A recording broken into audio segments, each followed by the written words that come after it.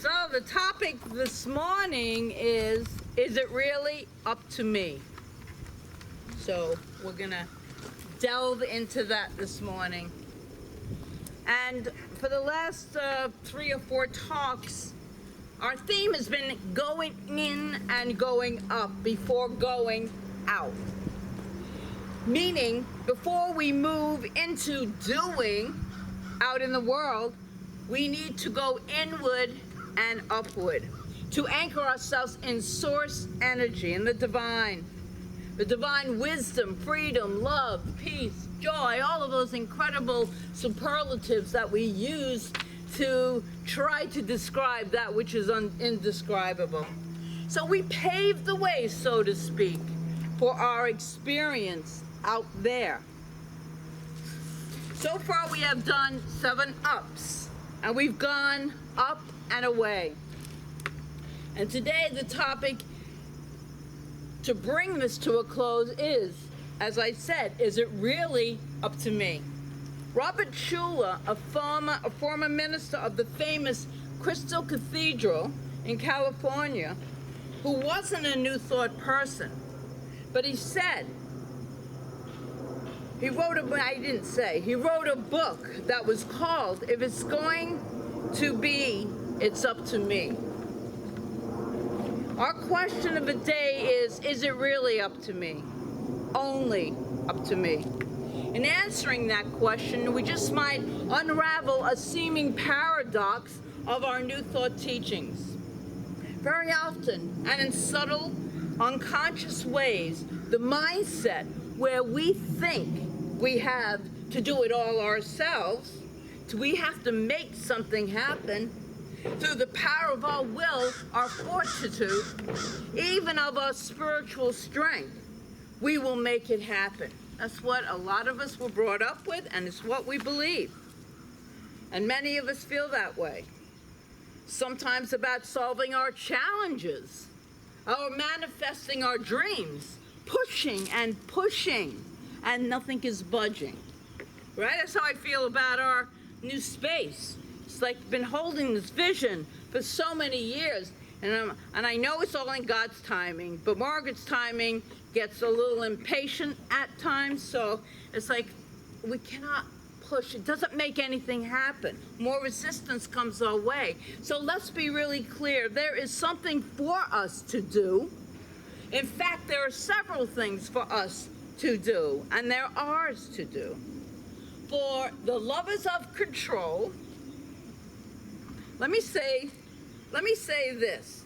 There is one thing that is not ours to do, and over which we have absolutely no control.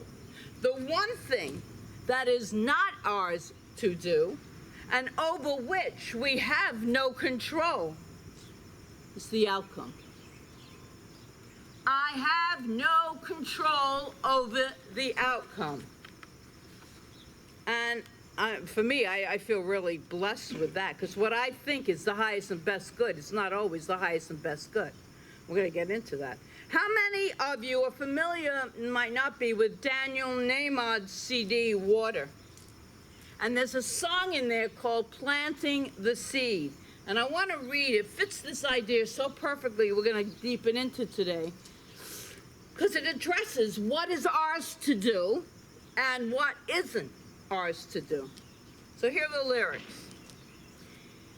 I've been planting seeds in the ground, watering them with my sweat and tears, scattering them all around. Guess it's what I'm supposed to be doing with my tears and years. Funny thing is, I may know what I've planted, but what will show? It always seems a perfect mystery. And then the chorus is, whatever grows will grow, whatever dies will die, whatever works will work, whatever flies will fly, whatever fails will fail, what's meant to soar will soar. I'm planting seeds and nothing more. Sometimes I still like to pretend I know what the harvest will be, but I always find out in the end it was really never up to me. Funny thing is, when I just do my work and simply trust, it always seems to be that life is looking out for me. Then it goes into the chorus again. I am planting seeds and nothing more. And there it is. We are planting thought seeds all of the time, either consciously or by default. We are always thinking, so we are always planting these thought seeds. So here's what there is for us to do. There's a few things. It's absolutely up to us first to decide what thought seeds that we wish to plant.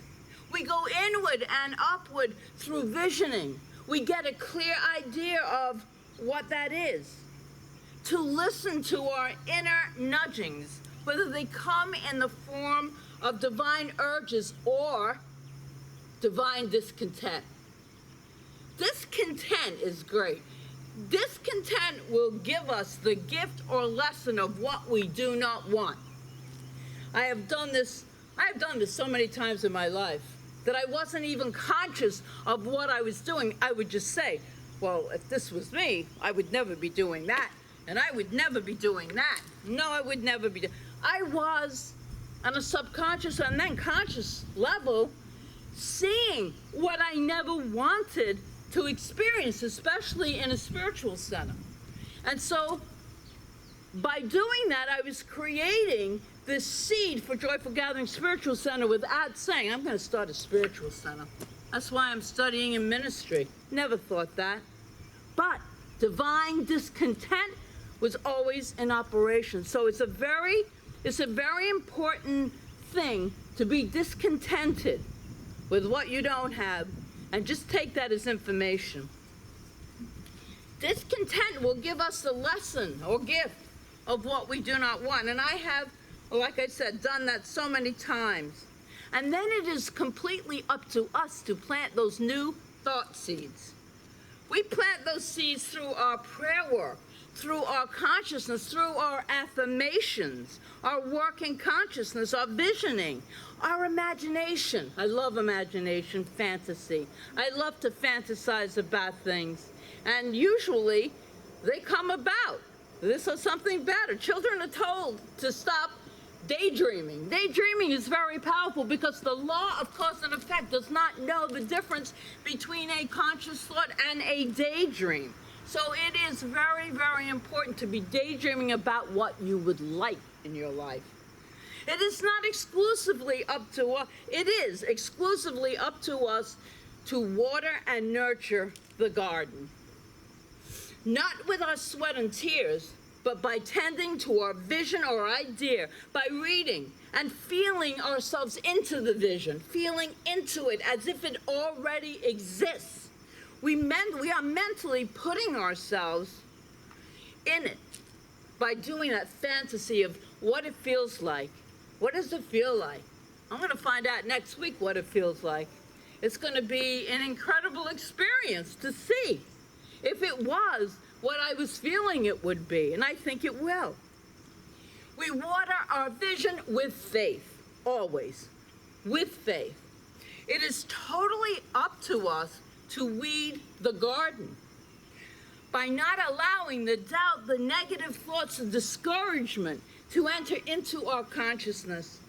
And this is such a beautiful passage by Ernest Holmes right here, and this thing called You, and I want to read this. Let's listen.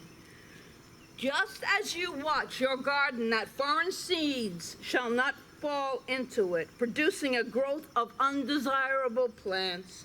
So you must refuse entrance to any thoughts you do not wish to see manifested in your life. Guard well this garden of your mind. It is God's garden of your soul. It is your Garden of Eden, wherein you may grow your fondest desires and hopes and blossoming into fulfillment.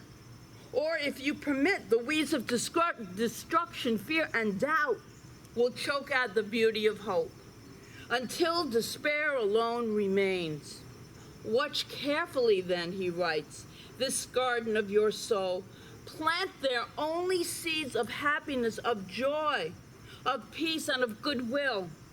It may be necessary to cultivate your garden, to uproot the weeds and straighten out the rows, planting new seeds, new ideas, broader visions, and deeper realizations of life. New aspirations must be bedded there, fertilized with the fervor of hope, the conviction of faith, the beauty of wholeness, and the quietness of peace. Watch our garden carefully, guard it patiently, waiting for a new harvest, for you shall reap what you sow. That is truth spoken right there. Ernest Holmes. Remember, we always plant those thought seeds of what we desire. We're always planting, but we don't outline. Holmes is very specific on this. We do not outline for the universe. God's good outpictures whatever we can imagine. So we're specific in what we desire, but we don't outline every step of the way because we can't, really. We think we can, but we think we have control over everything. I thought I had control over Sunday services, and look where we are, outside. Something I said, oh no, we're never gonna go do outside services. No, I couldn't even imagine it. But you know what? I had to give up control when this pandemic hit, and I couldn't do services. So we got very creative in how we could do services, even from my living room, with lighting and blacked out windows and all this other stuff, because I had to give up control. And then it got to be the middle of August, and I know Reverend Brenda and I were like, you know, we gotta step out. This is the time. We're gonna do it outside. So we planted the seeds. The joyful gathering will continue, and in the middle of the whole series of Obstacles Are the Way themed talk of last month, we manifested the space that we were trying to manifest before, and it was almost delivered on our laps. And it's something we have all prayed on, all the practitioners and ministers have been praying. So it's planting the seed and letting go of how it's going to look, because we really don't know. We think we do. And that takes us to another thing that is up to us. And it is another thing that is up to us. And it is the first time we've gone outside of ourselves. Everything's been done internally. We do whatever work in the world is ours to do from that place of inner guidance, trusting that we are being infinitely supported by this universal good. And that is so important. We have to take the action. It didn't just fall in our laps. There was a lot of action taken before that. To really trust that the universe, God, spirit, higher power, is always supporting us. Ernest Holmes tells us, turning to the one with complete abandonment and in absolute trust, we will find that we are already saved, already healed, already prospered. And therein lies the rub. There's always that rub. Oftentimes, it can be so hard for us to do that. You know, things are not going the way we want, but act as if we're told. You know, keep focusing. And sometimes that can be challenges. To turn with complete abandon, it can be difficult at times to have as much trust in God to fill us up as we have in the air to fill us with oxygen. It will never, ever let us down. When things are not going as we thought they should, or as quickly as we think, to stay aligned with our faith, our knowing that truly we're always supported. This is God's timing. Everything is in divine timing. Universal intelligence is all in divine timing. And I'm sure that a lot of you are familiar with this wonderful poem that I love. It describes our situation so perfectly. It's called Let Go and Let God by Loretta Burns. As children bring their broken toys with tears for us to mend, I brought my broken dreams to God because God was my friend. And then instead of leaving him in peace to work alone, I hung around and tried to help with ways that were my own. At last I snatched them back and cried, "How can you be so slow?" "My child," God said, "what could I do? You never did let go." Sound familiar to anyone? We're so attached. Until we can't be attached, we are attached. It's up to us to let go. That saying, let go and let God, is absolute truth. And until we fully let go, and then the divine intelligence can take over and lead us to something so much greater than we could ever imagine. And that the whole release of letting go is the final step in what we call spiritual mind treatment or affirmative prayer, to release it. A well-known minister, John Waterhouse, in his book, 5 Steps to Freedom, wrote this on release. When you release your treatment, you are releasing the creative process into full expression. All of spirit is now available to provide unlimited combination of events, participants, circumstances, and possibilities that will work in divine order to manifest whatever you have claimed in truth. Most of this potential exists beyond our ability to imagine. It occurs in precise balance and timing to provide the perfect outpicturing of your demonstration. This is true. By releasing, you are opening up and allowing all the power and potential of divine spirit to support you and to express your desires into physical form.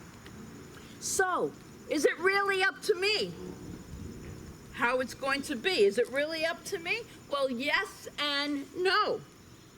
The paradox of life. Everything in life is a paradox, it seems. Yes, we have to do our parts. Absolutely. We've explored that this morning. Those things are absolutely and completely up to us. We're the only ones that can plant our seed thoughts for us. No one else can. We must plant those seed thoughts and know the outcome is not up to us. Absolutely not. It's not. It will be what it will be. But as Daniel Nahmod's great song said, funny thing is, when I just do my work and simply trust, it always seems to be that life is looking out for me. So I want us to do a little something this morning together. It's a bit of a ritual, but in alignment with our theme of going in and up. And this will be an internal ritual rather than an external one. So if you like, you can close your eyes and see yourself as you are today with whatever is going on for you now. If there is a challenge in your life, see it. If there is a dream you are working on, but it's not quite here yet, see it.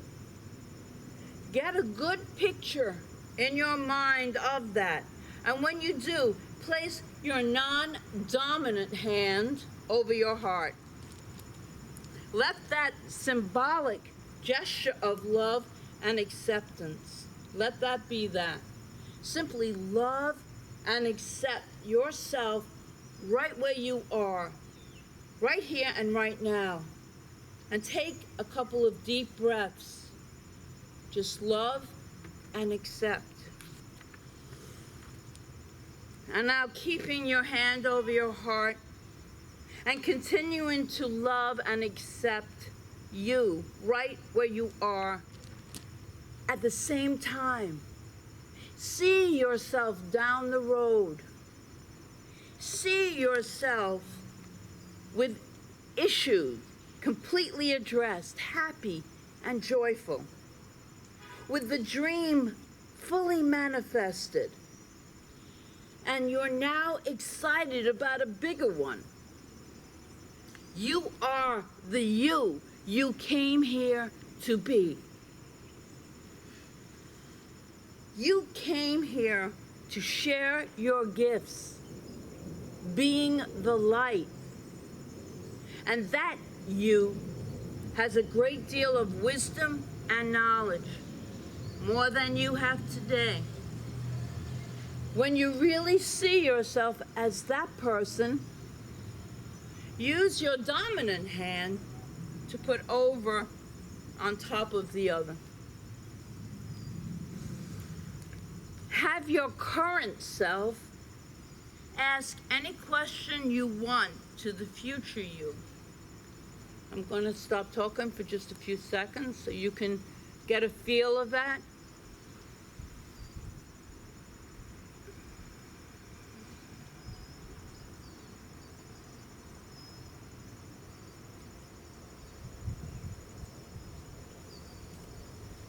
And now the final step. Bringing your hands together, still at your heart, and lacing your fingers together. In this lacing together, consciously integrate the two, recognizing that you already are that which you desire to be.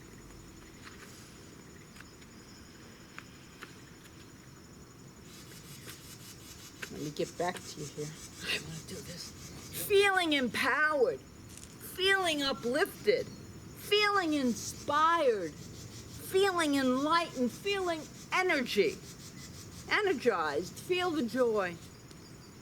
And when you do, separate your hands and raise your arms and chin up to these skies that we can now see out here. Beautiful blue skies. I just want to move this for a second. Oh yeah. So let's just take a breath together, breathing in all that good, knowing that we truly are beings of light, that which we come here to do is to shed that peace and light into the darkness, wherever it may be, and that we move forward in life. We know that we are children of God, and as such are truly, truly heirs to the kingdom of good. And so we let go of all outcomes. We let go of the way we think anything should look, and we proceed ahead with faith and with the knowing that truly all is well, because all is good, because all is God. And so it is. So it is.